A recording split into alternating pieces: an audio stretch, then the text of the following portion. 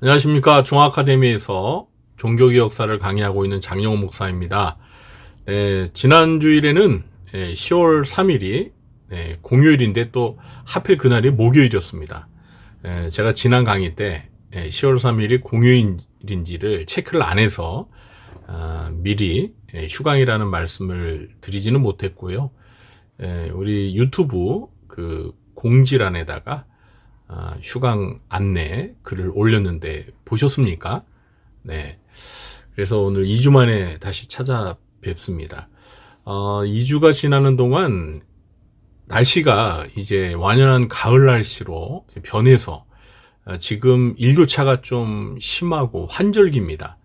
그래서 주위에 보면 저희 가족들도 요즘 감기 걸려가지고 참 고생을 하고 있는데요. 우리 성도님들도 이 환절기에 좀 감기 조심하시고, 어쨌든 건강한 가을을 보내시기 바랍니다. 저는 개인적으로 가을을 무척 좋아한다고 여러 차례 말씀을 드렸는데요. 정말 가을이 와서 너무 좋습니다. 이 가을이 좀 길었으면 좋겠는데, 올해 여름이 너무 무더워서 가을 기간이 좀 단축되는 것 같아 많이 아쉽습니다. 어쨌든 이제 10월에 저희 교회도 그렇고 또 많은 분들이 이 가을을 또 즐기기 위해서 야외로 많이 나들이를 가시는 것 같습니다. 우리 성도님들도 이런 좋은 계절에 또 하나님이 만드신 자연에 가셔서 하나님의 창조 작품을 즐기면서 좋은 시간들 많이 보내시기 바랍니다. 자, 오늘 종교개혁 제가 준비한 강의안 루터에 관한 내용을 가지고 여러분들과 함께 또 유익한 시간을 또 배움의 시간을 가졌으면 좋겠습니다. 네, 준비한 강의안 보시도록 하죠. 네, 종교개혁사 오늘 네 번째 시간, 지난 시간에 이어서 루터의 종교개혁에 대해서 두 번째 다뤄보도록 하겠습니다. 먼저 말씀드리는 것은 제가 본래 루터의 종교개혁에 대해서 한 2주 정도, 그러니까 2번 정도 강의를 하려고 했는데 오늘 강의를 준비하면서 한 주 더 해야겠다 그런 생각이 들었습니다. 어떻게 보면 루터라는 인물이 이 종교개혁사를 공부하는데 굉장히 차지하는 비중이 큽니다. 그만큼 종교개혁사에서 루터는 매우 중요한 인물이다 보니 두 번에 걸쳐서 루터에 관해서 다 다루기에는 좀 부족한 감이 있다고 생각이 되었습니다. 그래서 다음 주에는 루터의 작품이나 루터의 신학 사상에 대해서 중점적으로 다루어 보도록 하겠습니다. 오늘 제가 이 강의를 준비하면서 지난번에도 그 이호 박사님의 세계교회사 책을 많이 거의 가져다 인용을 한다고 했는데 오늘은 이호 박사님 책뿐만 아니라 최승희 박사님의 세계교회사 이 두 책이 다 CLC 출판사에서 나왔습니다. 내용이 서로 상호 보완적이면서 내용이 둘 다 참 좋은 책입니다. 그래서 제가 오늘은 이 두 책을 많이 인용했다는 사실을 먼저 밝힙니다. 참고로 저는 교회사 전공자가 아니기 때문에요. 제가 교회사에 대한 전문적인 그런 해박한 지식을 가지고 제 스스로 어떤 강의안을 만들어서 이렇게 설명하기에는 많이 부족합니다. 그래서 이런 그 교회사 전공하신 박사님들의 저서를 또 소개하면서 제가 공부한 것들을 우리 성도님들에게 설명하는 것으로 하는 거니까 우리 성도님들도 그렇게 잘 이해해 주시기 바랍니다. 제가 이 강의 안에 이 사진들을 자료 사진들을 이렇게 첨부를 하는데 지난 시간에도 보니까 사진 소개를 잘 안 하고 내용에 너무 이렇게 집중해서 하다 보니 그 사진이 무슨 내용인지 설명 안 하고 지나간 내용이 있더라고요. 특히 지난주에 루터 사진을 제가 삽입했는데 그것이 루터 사진이라는 소개도 안 해서 오늘은 제가 이 첫 페이지에 루터 사진을 오른쪽 상단에 이렇게 삽입을 했습니다. 이게 마틴 루터의 사진입니다. 마틴 루터에 관련된 여러 사진들이 있는데 이 사진이 가장 대표적인 사진이고요. 아마 제가 알기로는 이게 그 루터의 친구가 그린 그림이라고 알려졌는데 루터가 이렇게 생겼습니다. 네. 어떻습니까? 네. 종교 개혁자 같이 좀 생겼죠. 뭔가 좀 저돌적이고 뚝심이 센 그런 얼굴처럼 보입니다. 네. 우리가 이제 세상 말로 뭐 관상은 과학이다 이런 말이 있는데 루터 얼굴 보면요 진짜 종교 개혁을 할 만한 그런 인물로 보여요. 네, 물론 루터가 위대한 학자이기도 하지만 그림을 보면 그냥 학문만 하는 학자가 아니라 또 전투적이면서 자기가 알고 있는 지식과 또 신앙에 대해서 정말 목숨을 내걸고 싸울 수 있는 그런 사람처럼 보입니다. 네, 그래서 이 루터 사진 뭐 그림이죠. 여러분 보시기 바라고요. 오늘 루터의 종교개혁 두 번째 시간으로 우리가 지난주에는 이제 루터가 95개조 논제를 반박문을 비텐베르크 성당 정문에다가 붙이면서 이제 종교개혁의 불씨 도화선이 되었고 그러면서 이제 종교개혁이 시작되는 거기까지 다루었죠. 오늘은 이제 종교개혁이 본격적으로 진행되는 과정 그리고 마틴 루터가 종교개혁자로서 이제 로마 가톨릭 교회와 결별하고 독립적으로 이제 종교개혁자로서 활동을 하고 그리고 이제 생애를 마감하는 이러한 내용들을 다뤄보도록 하겠습니다. 지난 강의에 이어서 번호는 3번으로 그렇게 했습니다. 종교개혁의 진행, 가톨릭 교회와의 논쟁. 루터의 95개조 논제는 가톨릭 교회와의 논쟁으로 이어졌습니다. 그러니까 95개조 논제를 발표한 이후에 이제 가톨릭 교회와 그리고 사제 루터와의 이제 갈등이 본격화되면서 다양한 여러 논쟁이 이어졌다는 거죠. 보통 한 3차례에 걸친 논쟁이 주목을 받고 있는데요. 이 논쟁을 통해서 루터는 종교개혁가로서 자신의 사상과 신학이 더 정교해지고 다듬어지고 무르익어져 갔습니다. 먼저 첫 번째 논쟁을 소개하겠습니다. 1518년 4월에 하이델베르크에서 있었던 논쟁인데 루터는 아우구스티누스 그 회의 수도사들 앞에서 자신의 입장을 변론한 40개 명제를 제출했습니다. 여기서 루터는 그의 대표 사상인 이신칭의 사상, 그러니까 믿음으로 의롭다함을 받는다는 루터의 대표적인 사상을 반복해서 주장했고요. 또 그의 신학의 시금석이라고 할 수 있는 십자가의 신학을 개진하면서 하나님의 사랑은 그리스도의 고난과 십자가에서 발견된다고 역설을 했습니다. 이 첫 번째 논쟁으로 루터는 독일에서 이제 영웅이 되었습니다.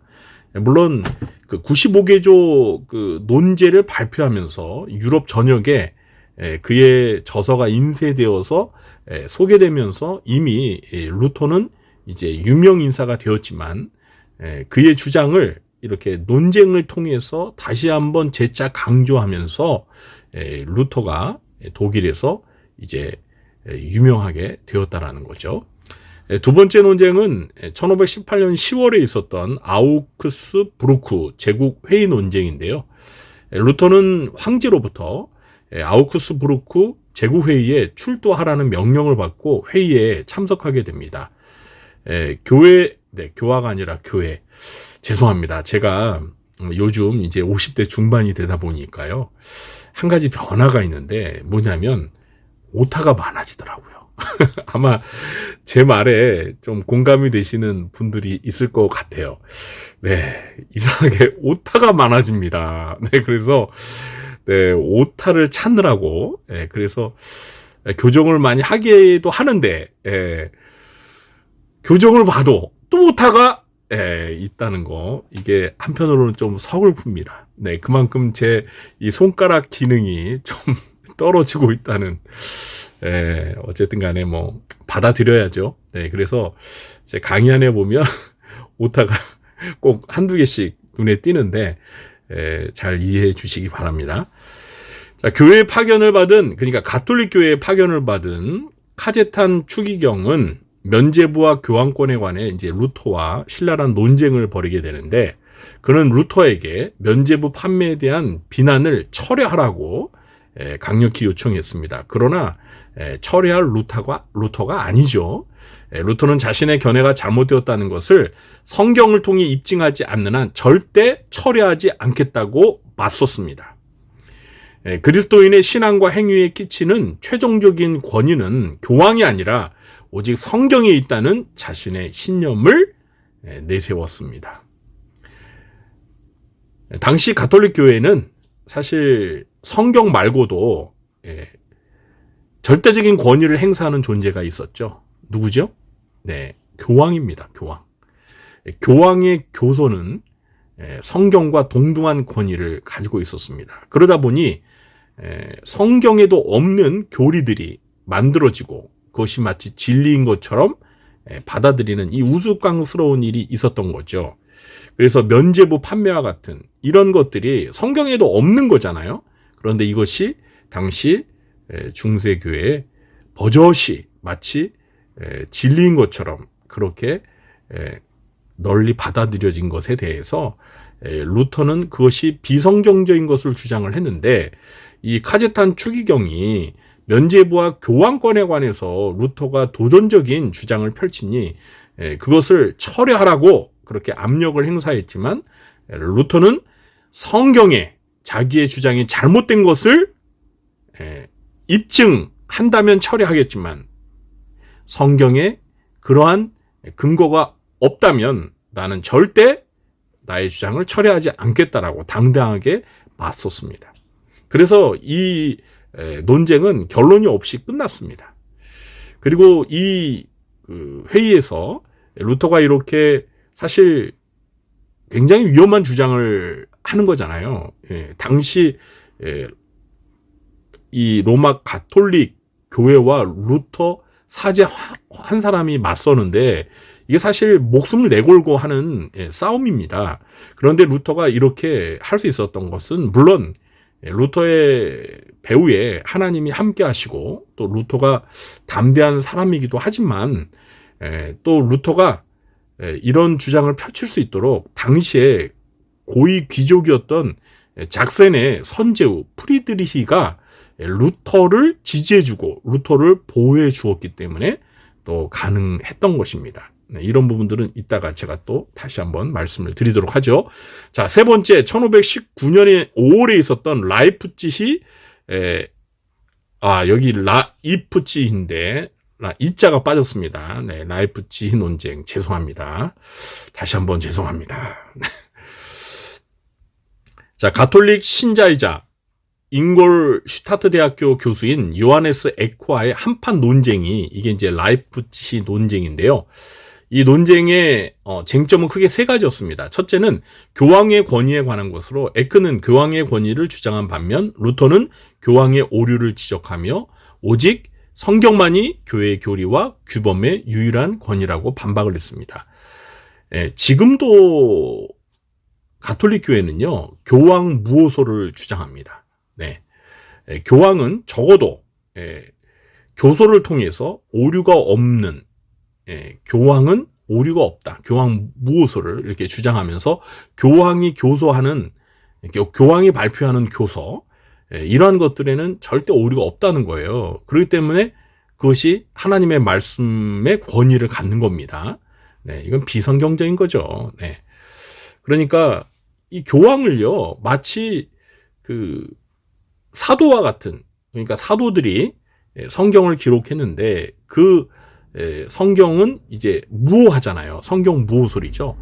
그런데 교황도 그렇다는 거예요. 어떻게 보면 사도의 직계 후계자니까 교황이 가르치고 교황이 발표하는 이러한 교서는 그러니까 사도들처럼 이게 성경이라는 거예요.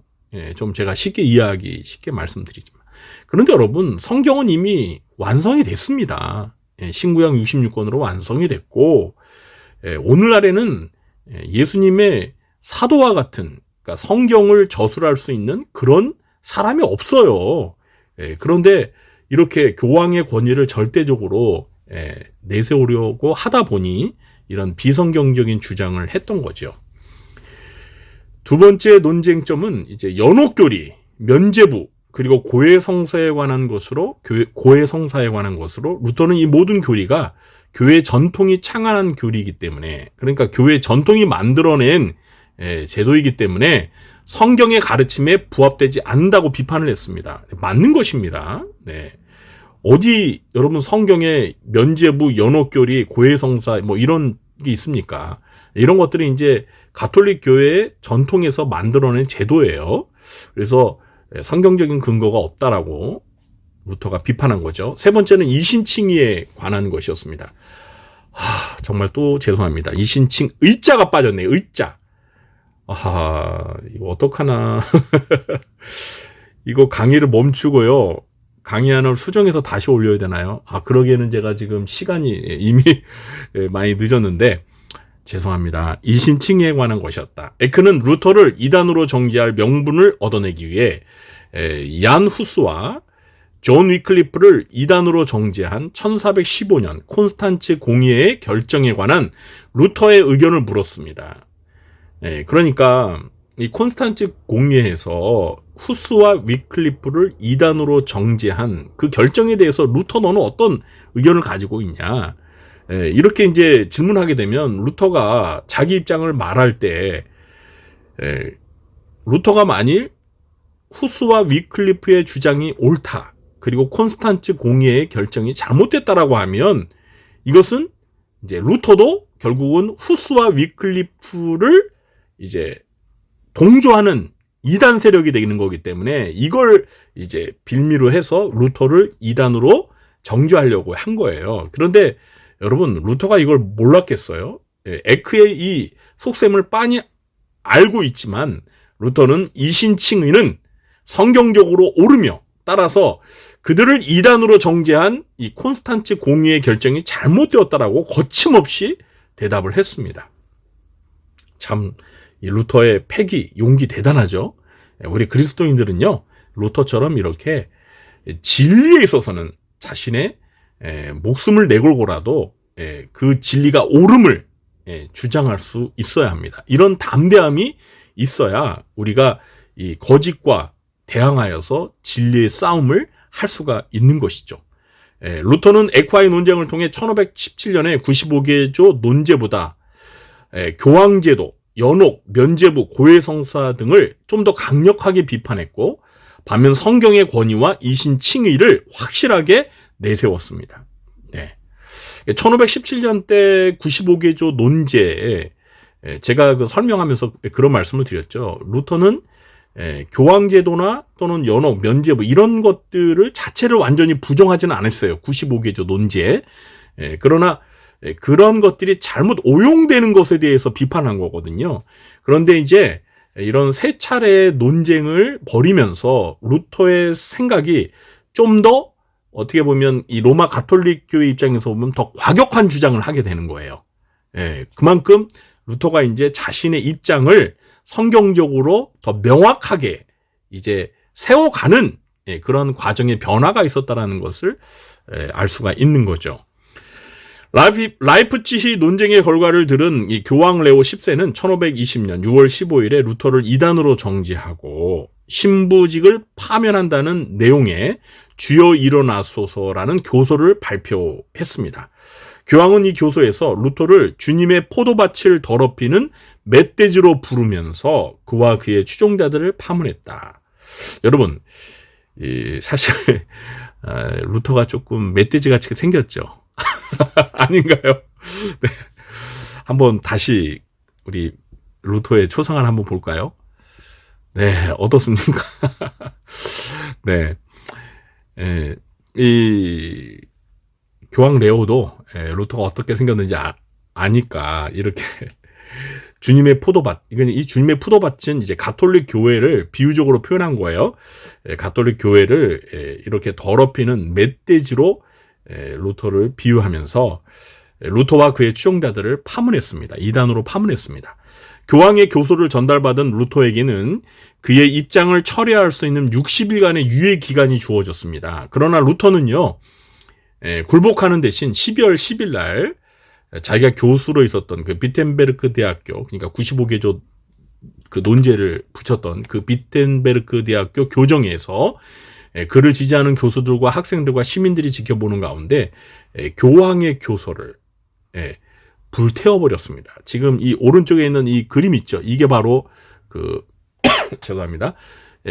교황의 교서를 불태워버리는 그 그림입니다. 이 가운데 보이시죠? 네. 자, 이런 행위는 사실 당시 여러분 교황의 권위는 절대적이었잖아요. 중세를 지탱하는 절대적인 권위인데 이 교황의 교서, 그러니까 하나님 말씀처럼 권위를 갖는 교황의 교서를 불태워버렸다? 이런 행동은 당시 중세의 법과 질서를 그 근본을 적대하는 공격 행위라고 볼 수가 있죠. 그래서 결국은 1521년, 그러니까 루터에게 60일간의 자기 주장을 처리할 수 있는 유예기한을 줬는데 루터는 처리하지 않고 자기 주장을 끝까지 하고 교소까지 태웠기 때문에 로마 가톨릭 교회에서는 1521년 1월 3일에 로마에서 루터에 대한 파문이 선언되었습니다. 그리고 이제 루터가 가톨릭 교회와 이제 완전히 결별하게 되는 이제 계기가 되는 사건이 있었는데 그게 바로 보름스 제국 의회입니다. 1521년 4월에 있었던 의회인데 1519년에 카를 5세가 19살의 나이로 신성 로마 제국의 황제가 되었습니다. 이 카를 5세는 교황에 의해 정죄된 루터의 사례가 다시 다뤄져야 한다고 생각하고 라인 강변의 보름스에서 제국 의회를 소집하고 루터를 소환했습니다. 루터의 동료들은 안전 문제로 가지 말라고 만류했지만 루터는 보름스성 지붕 위에 기앗장 숫자만큼 마귀들이 있을지라도 나는 갈 것이다 라고 이렇게 담대한 마음으로 출두 명령에 응했습니다. 이때 이제 루터가 원래 이게 음악적인 재능이 많은 사람이에요. 그래서 루터가 이때 오늘날 우리가 가지고 있는 찬송가에 수록된 내 주는 강한 성이요, 이 찬송가를 작사 작곡했습니다. 그러니까 이렇게 위험한 자기의 목숨을 위협하는 이런 국제의회에 출두하면서 어떻게 보면 인간적으로 두려움도 있었겠죠. 그러나 하나님을 의지하면서 내 주가 나의 강한 성이다라는 이런 신앙 고백을 담은 이제 찬송가를 만들었던 것입니다. 이 보름스 회의에, 이 보름스 의회에 루터가 출두하기로 결심을 하기도 했지만 또 황제가 루터의 신변 안전을 보장해 주기도 했습니다. 또 선제후, 작센의 선제후인 프리드리히, 그러니까 루터의 아주 후원자죠. 루터를 지지하고 루터를 후원하고 루터를 보호해주는 이런 선제후들의 지원 속에 루터는 1521년 4월 16일 보름스에 도착을 했습니다. 그때 정말 이 보름스의 많은 주민들이 루터를 환영했어요. 열렬히.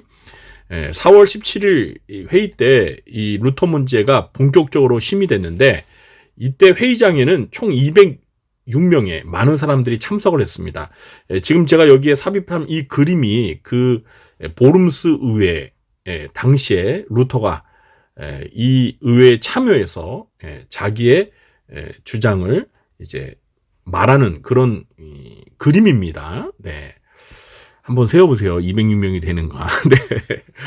네. 그림에는 다 담겨지진 않았지만 어쨌든 이렇게 많은 사람들이, 이게 워낙 중요한 의회다 보니 이제 많은 사람들이 모이게 되었는데요. 이제 이 가운데 중앙에 카를 5세가 황제가 앉아 있고, 또 한편에는 이제 루터를 지지하는 루터의 형제들을 포함하여 6명의 선제후와 24명의 공작, 그리고 8명의 후작 등 정치 권력자들이 배석했고, 다른 반대편에는 30명의 대주교와 주교와 수도원장, 7명의 교황 대사 등 이제 루터의 반대, 루터를 적대하는 세력들, 그러니까 종교 지도자들이 앉아 있었죠. 회의장 앞 단상에는 루터의 책들이 많이 이렇게 수북이 쌓여 있었는데요. 사회자 에크가 이 책의 저자가 루터인지를 확인하고, 이 모든 글에 수록된 주장을 철회할 의사가 있는지를 루터에게 재차 물어보았습니다. 루터는 먼저 그 모든 책들이 자기의 저서임을 인정을 했고요.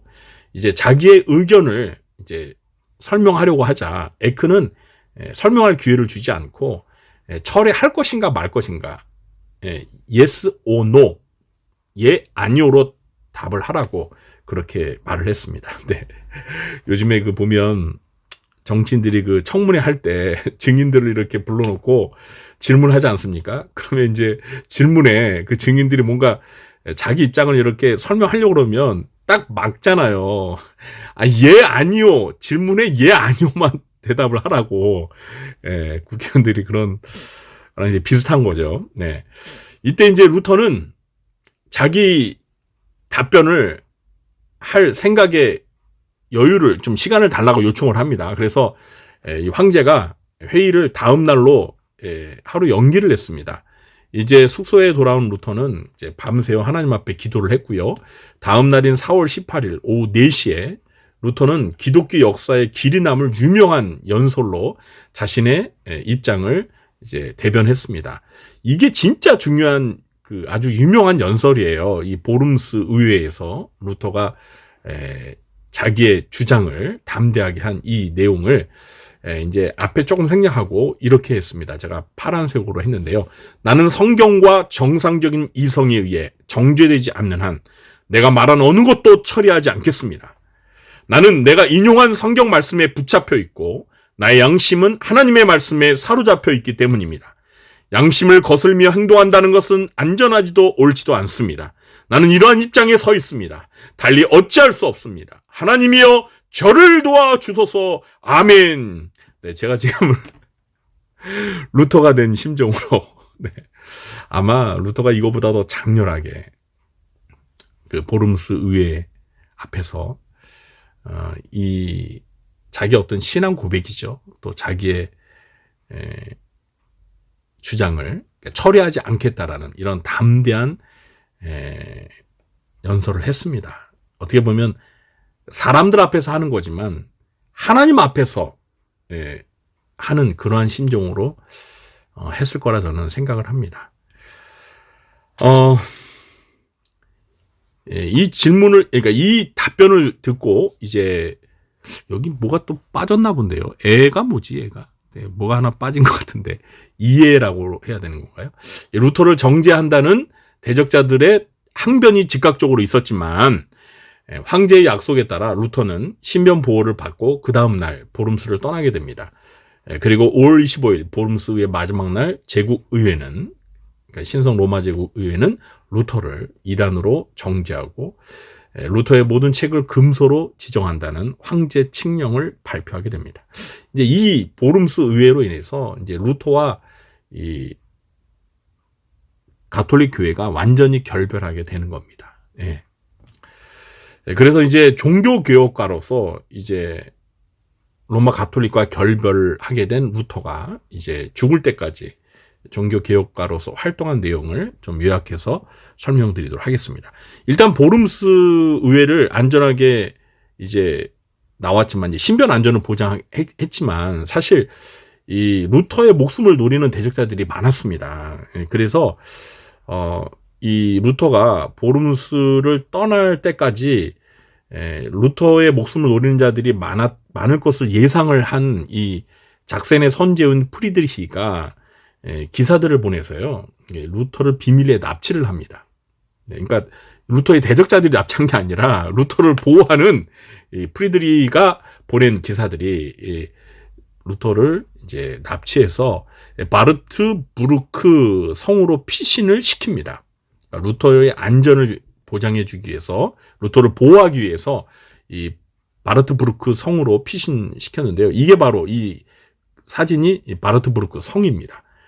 여기에 이제 루터를 몰래 이제 빼돌려서 루터가 이곳에서 이제 약 10개월간 이 성에서 보호를 받으면서 지내게 되는데, 루터에게는 이 바르트부르크 성에서 지내는 10개월 동안이요, 정말 중요한 시기였어요. 그의 목숨을 이제 보호하는 그런 기간이기도 하지만, 이때 이 10개월 동안 루터가 앞으로 종교개혁을 어떻게 펼칠지 이 구상을 하는 시간이기도 하고, 또 무엇보다도 이 성에 머무는 동안 루터는 에라스무스의 헬라어 성경을 토대로 해서 독일어로 신약 성경을 번역하게 됩니다. 그래서 출판하게 되고요.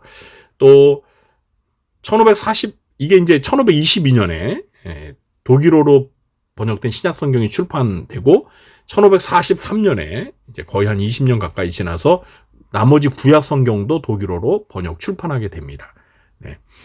그리고 1522년 3월 이제 루터는 시민과 학생과 교수들의 열렬한 환영을 받으며 비텐베르크로 다시 돌아오게 됩니다. 그리고 본격적으로 종교개혁을 이제 펼치면서 단행하게 되는데요. 이때가 이제 95개조 논제를 발표한 지 4년 5개월 만의 일이었습니다. 군주와 사제들도 루터의 개혁에 적극적으로 동참하고, 루터는 무엇보다도 예배를 개혁했어요. 당시에는 라틴어로 미사를 드렸죠. 그런데 루터는 이제 모국어인 독일어로 예배를 이제 진행하면서 라틴어 성경이 아닌 루터가 번역한 독일어 성경을 사용했고요. 이제 미사를 폐지하고 설교 중심의, 오늘날 이제 개신교 예배가 설교 중심의 예배지 않습니까? 설교 중심의 예배를 이제 드리게 되었습니다. 그리고 당시 이제 지금도 뭐 로마 가톨릭 그러지만 미사 때 매주 성찬식을 거행하는데, 이 성찬식의 횟수를 좀 줄이고 또 빵과 포도주를 신자들에게 직접 나누어 줬습니다. 가톨릭에서는요, 빵은 주지만 포도주는 주지 않습니다. 왜냐하면 가톨릭 교리가 이 포도주가 축성하면서 예수님의 실제 피로 변하기 때문에, 이 포도주를 그 신자들에게 주면 이게 포도주를 주면서 포도주가 떨어질까 봐, 예수님의 피가 바닥에 떨어질까 봐, 그래서 포도주를 주지 않았는데, 루터는 빵과 포도주를, 떡과 포도주를, 그러니까 예수님의 살과 피를 기념하는 이 떡과 포도주를 신자들에게 직접 나누어 줬습니다. 이 엄청난 그 예배와 그리고 이 성찬식의 개혁입니다. 뭐 오늘날 우리가 이거 당연하게 받아들이고 이렇게 시행하지만, 종교개혁이 일어났던 당시에는 이것이 가톨릭의 질서를 거의 파괴하는 그러한 의미가 담겨 있었던 거죠. 그리고 이제 루터의 그 종교개혁에 동조해서 가톨릭 사제였던 사람들이 이제 루터를 따라서 종교개혁에 동참하지 않습니까? 그때 이 루터와 같은 신부들이 이제 결혼을 하도록 했습니다. 독신제도를 이제 버린 거죠. 그래서 이 신부들이 결혼을 할 수 있도록 했습니다. 이런 이 비텐베르크의 개혁이, 이제 이 개혁의 물결이 독일 북부 지방으로 빠르게 확산되었고, 이제 더 나아가서 유럽 전역에 막 이제 영향을 미치게 되면서 이 유럽의 판도를 종교개혁 그 흐름으로 이렇게 변화시켰던 것이죠. 가톨릭 교회와 결별을 선언하고 루터교로 개종하는 군주와 사제들이 계속해서 늘어났습니다. 그만큼 이제 종교개혁 운동이 불이 붙은 겁니다. 루터의 개혁운동에 신부와 수녀들도 많이 합류했습니다. 이제 가톨릭을 떠난, 루터처럼 가톨릭을 떠나서 루터를 지지하는 과거의 가톨릭의 신부나 수녀들이 루터를 지지하면서 종교개혁의 그 운동에 동참하면서 루터는 그들에게 결혼하여서 가정을 이루도록 권장을 했습니다. 그래서 루터가 이제 이렇게 주선을 해서 신부와 또 수녀들이 이렇게 결혼을 많이 했습니다. 근데 이제 제가 그 루터에 관련 책을 읽다 보니까 루터는 사실 이 신부들의 수녀들의 결혼을 주선했지만 본인은 사실 독신으로 살려고 했다고 하더라고요.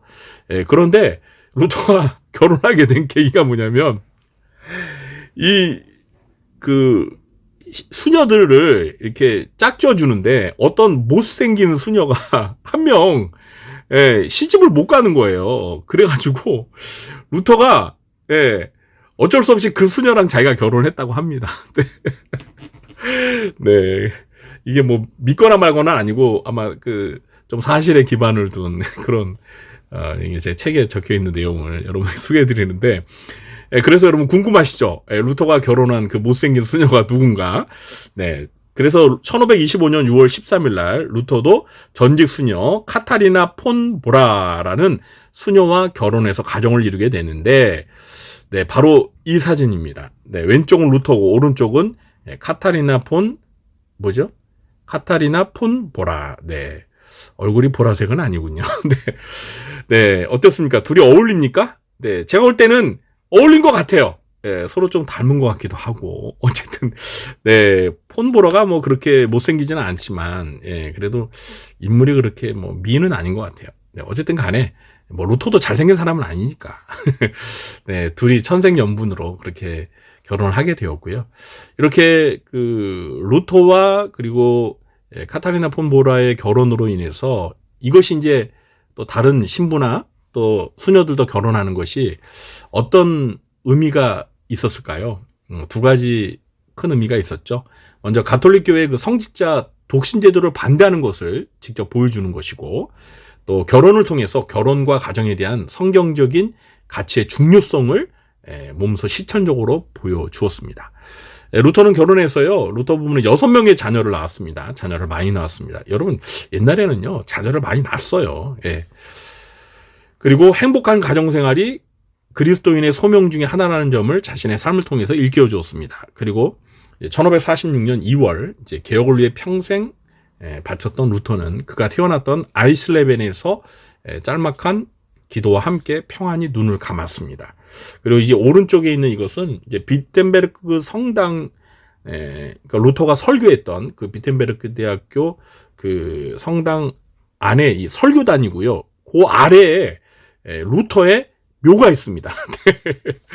우리로서는 이런 문화가 좀 너무나 낯설지만 유럽에는요, 이 교회 안에 이렇게 위대한 그 교회사의 위대한 인물들의 묘가 교회 안에 있습니다. 네, 여러분 기회가 되시면 한번 이 독일의 비텐베르크 가셔서 이 루터 묘에 한번 직접 가보시기 바랍니다. 이렇게 해서 이제 루터의 생애를 마무리를 했는데요. 어떻습니까, 여러분? 루터 종교개혁에 대해서 이제 오늘까지 두 번째 2시간 동안 저희가 살펴보았는데, 이 지난번 그 첫 번째 루터 종교개혁에 관한 강의를 들으시고 좀 피드백을 주신 분들이 참 좋았다. 이 루터라는 종교개혁자에 대해서는 알았지만 루터가 종교개혁을 했던 그런 과정에 관한 이런 이야기를 자세히 들을 수 있어서 굉장히 좋았다라는 피드백을 주셨는데 오늘도 아마 루터의 종교개혁을 이해하는 데 많은 도움이 되었을 줄로 압니다. 이제 다음 주에는 루터의 저술, 또 루터의 신학 사상에 대해서 알아보도록 하겠습니다. 오늘까지 강의 들어주신, 지금까지 강의 들어주신 여러분 감사합니다. 오늘도 평안한 저녁 되시고요. 저는 다음 주에 찾아뵙도록 하겠습니다.